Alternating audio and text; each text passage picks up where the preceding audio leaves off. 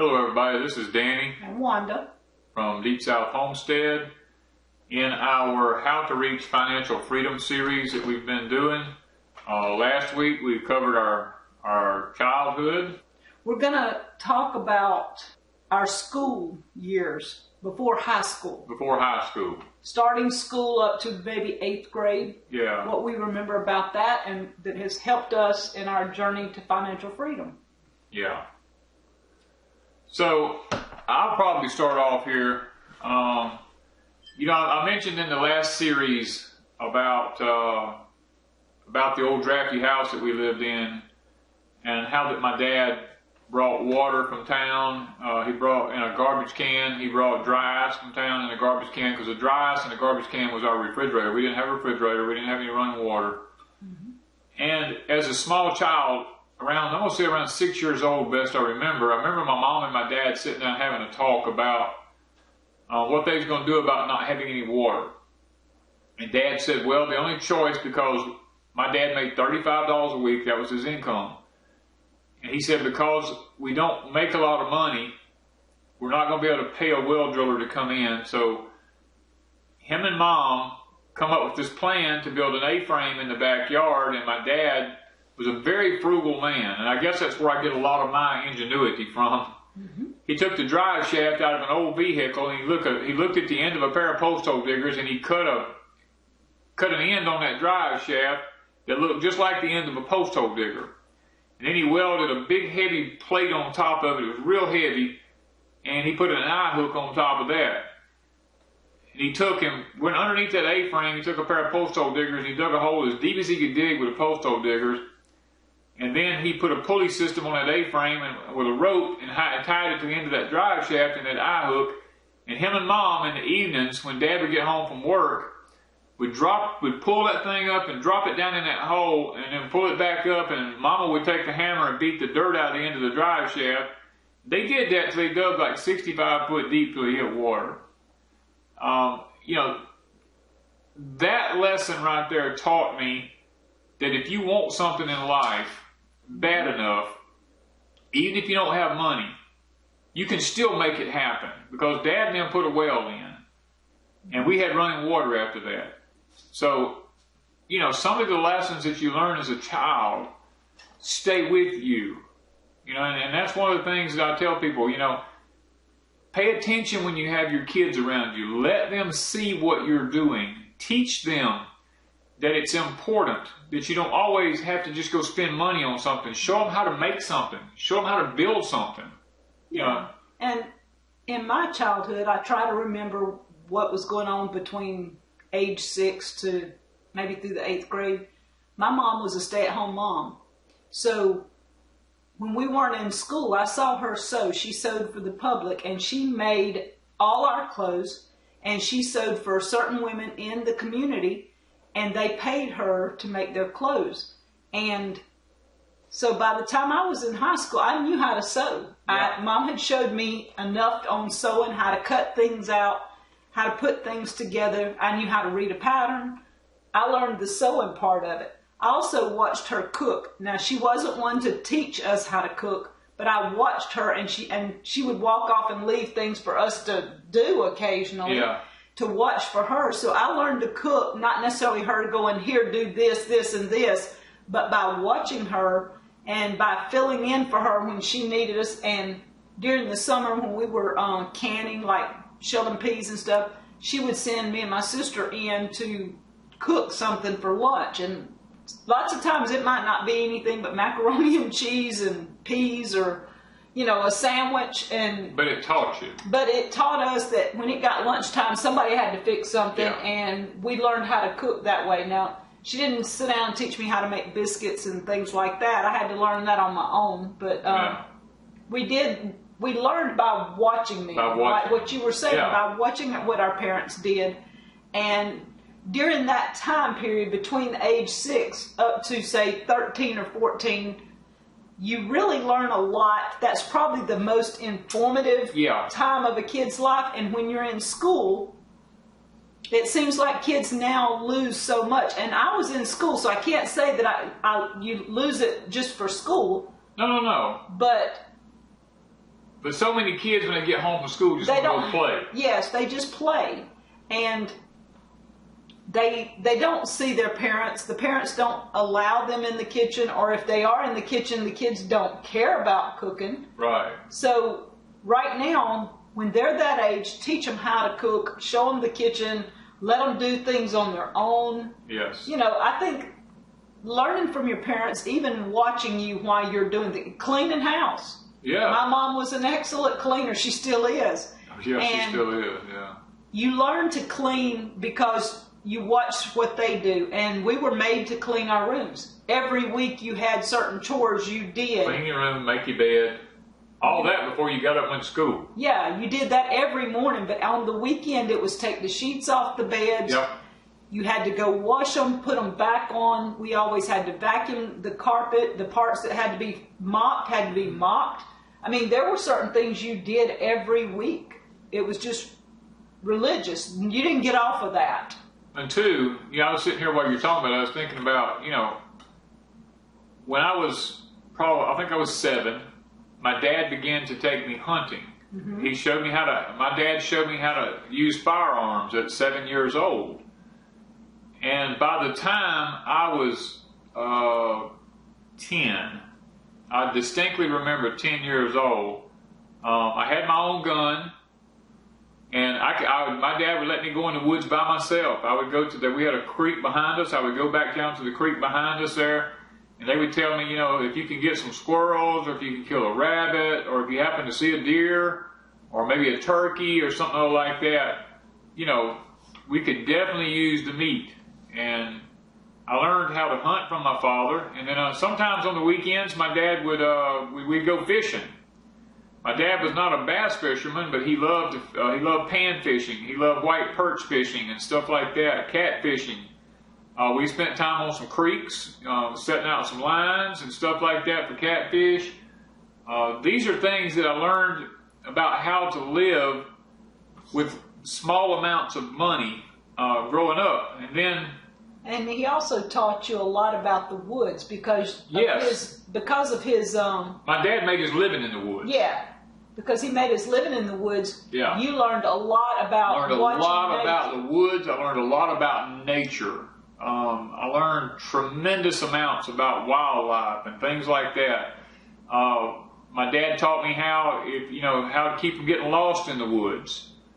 These are skills that were passed down to us at a very young age. By the time I was 12, I got involved in the 4-H community.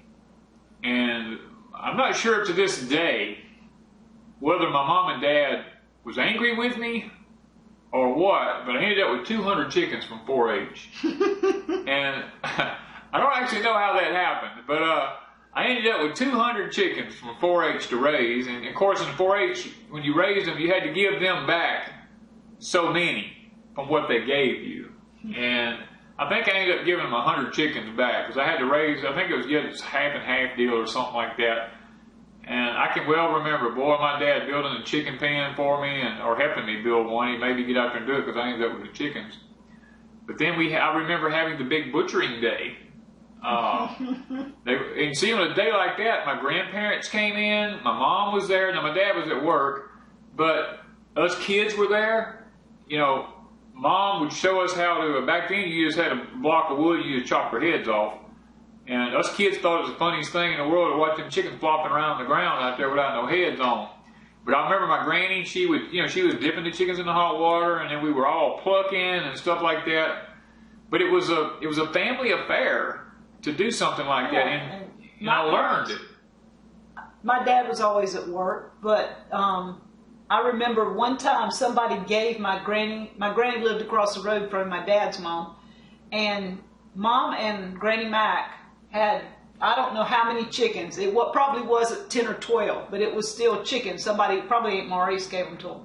And they had those chickens in the backyard, and they were butchering them and cleaning them. And I can remember I went the other way. I went inside.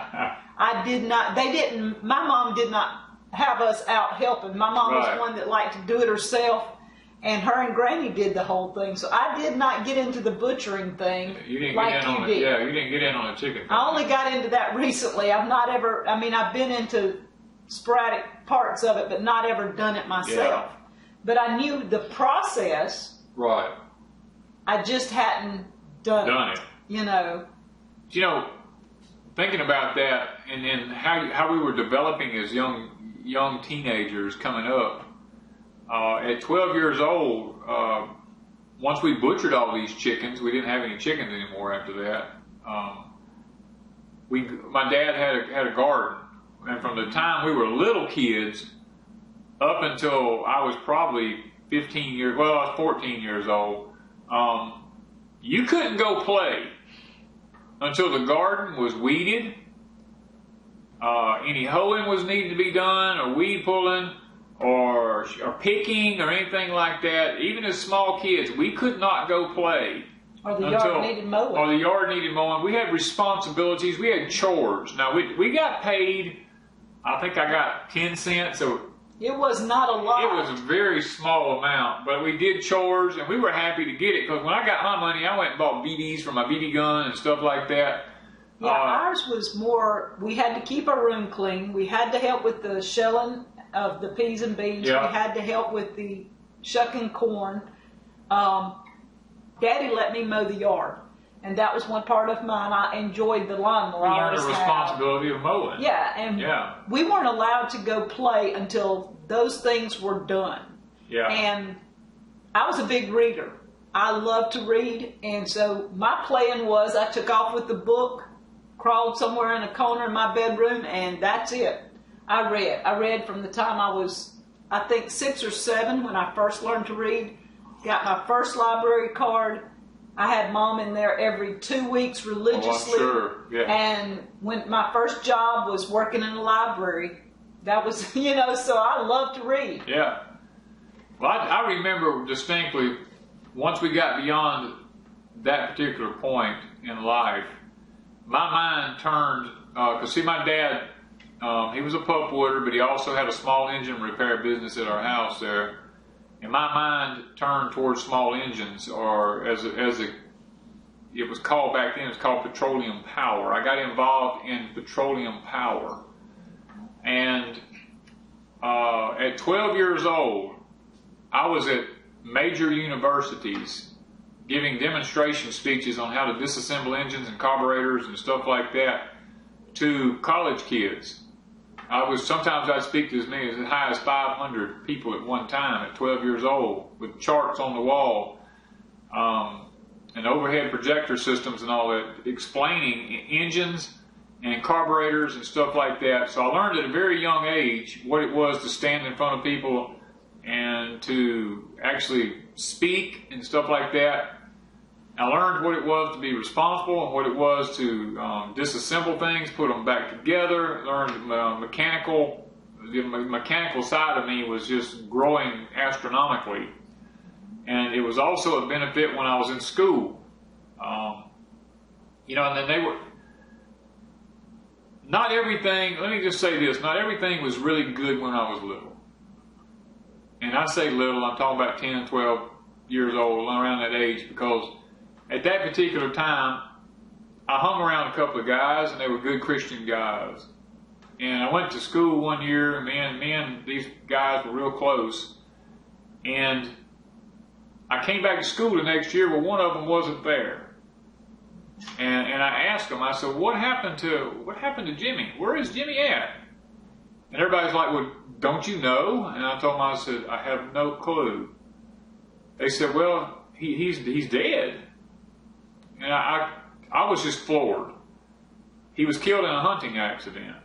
Now, he was by himself, and it was just, from what I understand, now I didn't get this from anybody other than what I heard at school, but it was a hunting accident, and it was at that point that I realized just how short life was, and that I didn't want to be foolish and waste my life. And you have to know, back then, unless you associated with that family, Right. You didn't have internet and even no. telephones. We didn't go to the same church or anything like that. You didn't know from school year to school year what happened to your friends until you got back to school, because there was no phone calls all during the summer and stuff.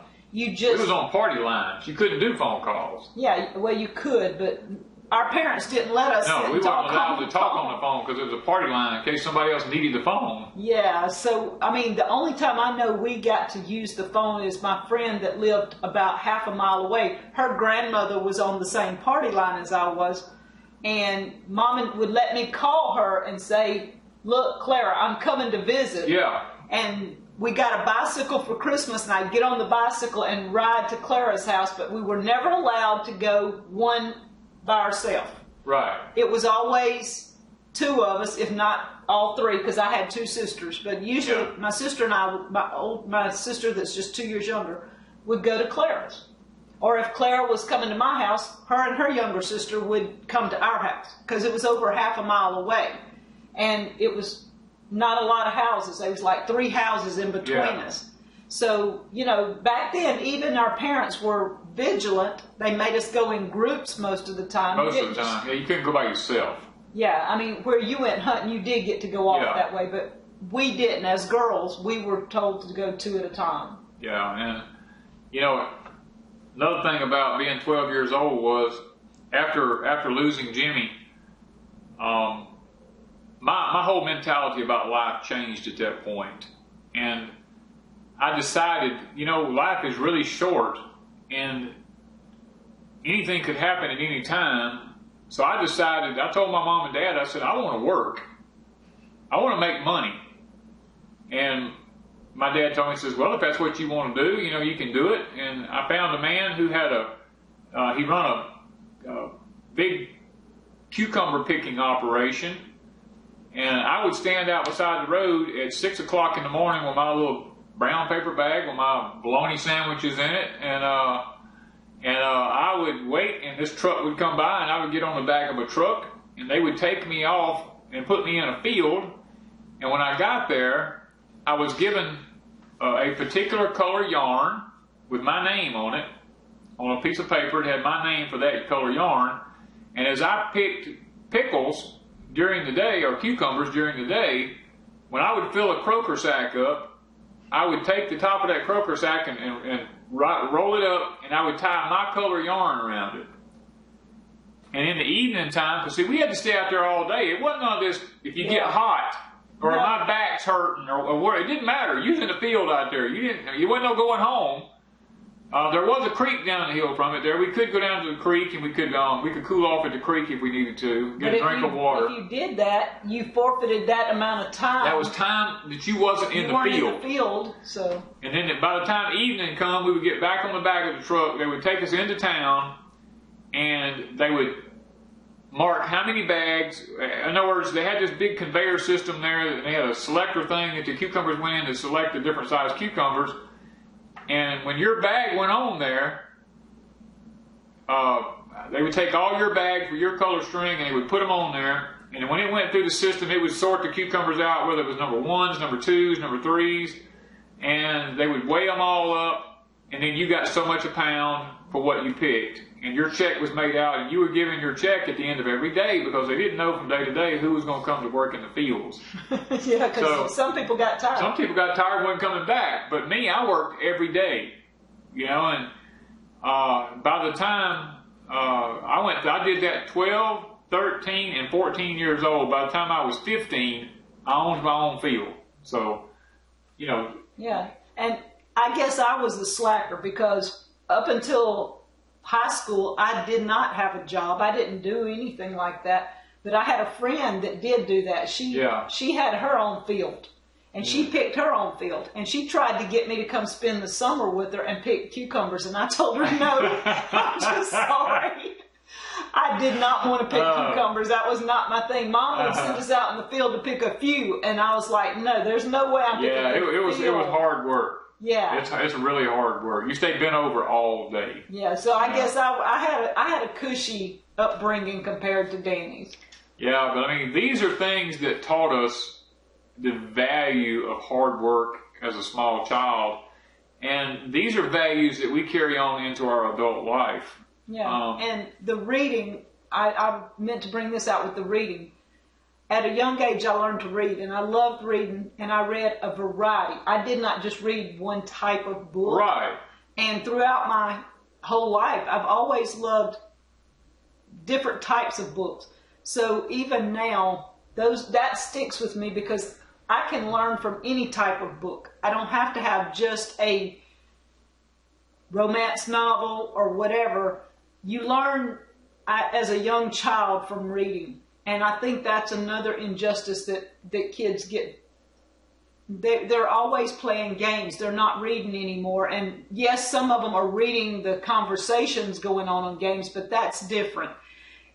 Reading a book, no matter if it is, I like Nancy Drew when I was little. Okay, you learn to sit and process the story and try to figure out what's going to happen in the end. And you get your vocabulary gets, you build vocabulary. You learn to process things more than just, I guess. Well, it's just a knowledge builder, sounds like. Yeah. You're building your knowledge base. Yeah, and then once you grow, you start reading different types. I'm telling you, I love all kinds of books now. Yeah. Anything knowledge. And that's one thing I think children need is to build a vocabulary and a knowledge base. Yeah, we didn't have stuff that read the books for us, and No. we couldn't listen to the book being read and all that kind of stuff. We had to read it ourselves. And you had to process it. Yeah. You had to read, you had to process, you had to learn. There were skills, basic social skills that you had to learn. As kids growing up, we were taught manners. If anybody even knows what that is anymore. Manners was a big one. Manners was a big issue at the table. Every evening, the table was set. Yes. Everybody sat at the table. The food that was put in front of you, you ate it whether you liked it or not. If you complained, you went to bed with no food that night. And see, that was part of our chores. And I didn't even think of that. Every night, I had two sisters. So one of us would set the table, and when we were through eating, we would pick everything up. Right. The other one would wash dishes, and the third one would dry. And that changed from day to day. Yep. Mom had a list, and each one of us had our chores. And so setting the table was one of them, washing dishes was another, and actually drying and putting away. Yeah. So that my mom did have some free time at night not to have to do the dishes. We didn't have a dishwasher. No, the dishwashers was the kids. Yes. It was all part of It was always a kid. And I guess one of the biggest things I remember is my Granny Mac that lived across the road. She came in one day and I was washing dishes and I'd let the water out of the sink and I turned to walk off. And she said, "Come here." And I said, "What?" And she said, "Are you going to leave that sink like that?" I said, "Like what?" Because I didn't know what she was talking about. And I had simply pulled the plug Just let it drain. Yeah. And when you do that, there's all this food Grease. and gunk and grease still in the sink. And she said, "No, ma'am." She said, "When you finish a job, you finish it. Yeah, you complete it. You complete it." And she made me sit there and rinse the sink out before I left. And I learned from that point on, it's a lot easier to rinse that sink while it's hot than it is to let it dry and have to scrub it. Yeah. So that was a valuable lesson from my granny, to wash the sink when you let the water out, go ahead and clean the sink and have a pretty clean sink. Yeah. So I guess the thing that we want to just help y'all to understand is that skills that you learn even as your preteen years will carry on with you through the rest of your life. If you are a couch potato when you're a preteen, you're probably going to be a couch potato as an adult. Yes. And that sounds a little harsh, but it's the honest to God truth. Now it can be broken, but what we learn between the ages of 5 and 15 years old tends to be who we end up developing into. A character builder. It's a character building time in our life. Yes. Yeah. And it ends up being who we are. And you can, like Danny said, you can change certain aspects of it because a lot of people do. And but those years are extremely. You're very impressionable at that time. Very impressionable years. Who you hang around with has a lot to do with it. Has a lot to do with it. Now, we're probably going to stop right here at this point because from 15 to 18 is the hard years.